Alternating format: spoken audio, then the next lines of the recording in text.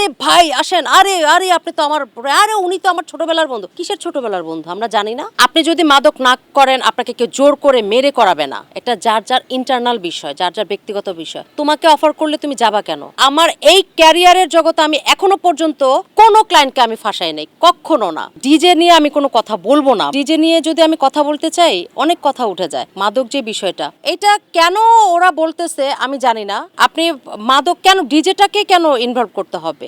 মাদক কি আপনার নর্মাল যারা সাধারণ মানুষ তারা কি নিচ্ছে না, তারা কি করছে না?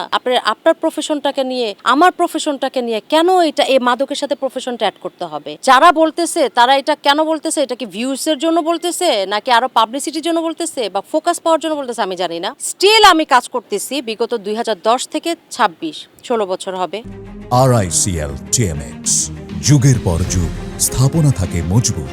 আপনি যদি মাদক না করেন আপনাকে কেউ জোর করে মেরে করাবে না। এটা যার যার ইন্টারনাল বিষয়, যার যার ব্যক্তিগত বিষয়। তোমাকে অফার করলে তুমি যাবা কেন? তোমাকে কেন অফার করার সাহস পাবে? কারণ তুমি ক্লায়েন্টকে দোষ বন্ধু বানায় ফেলো। আমাকে তো অফার করতে পারে না। আমরা সিনিয়র যারা আছে, ধরেন মারিয়াপু আছে, আরো আছে জেনেফা আছে, কই আমাদের তো কখনো কেউ অফার করে নাই, কারণ আমরা ক্লায়েন্টকে দোষ বন্ধু বানাই না। আমাদের সাথে স্টিল ক্লায়েন্টের এমন একটা সম্পর্ক থাকবে যে আপু আসসালামু আলাইকুম, কেমন আছেন, ভালো আছেন, অমুক তারিখে ডেট আছে, আপনি কি ফ্রি আছেন? হ্যাঁ ফ্রি আছি। That's it. 5 থেকে 6টা কথা। পেমেন্টে যদি হয় তাহলে আমরা ওকে করি, অ্যাডভান্স পাঠাইতে বলি, বাস লোকেশন দিয়ে দেয়, রিপোর্টিং টাইম দিয়ে দেয়, টাইম মতো আমরা চলে যাই। আমার এই ক্যারিয়ারের জগতে আমি এখনো পর্যন্ত কোনো ক্লায়েন্টকে আমি ফাঁসাই নাই, কখনো না। এটা আমার এই রেপুটেশনটা আমি ধরে রেখেছি। তারপর কোনো ক্লায়েন্টকে আমি দোষ বন্ধু বানাই নাই, ফ্রেন্ড বানাই নাই। কেন আমি ফ্রেন্ড করব? আমার ফ্রেন্ড আলাদা, ইম্পসিবল। এটা একদম টোটালি একটা বাজে কথা, টোটালি।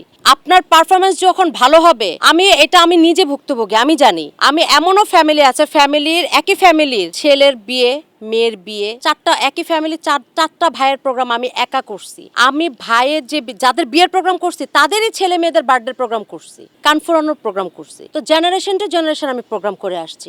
আমাকে কেন নেয়? এটার অ্যান্সার কি তারা দিতে পারবে?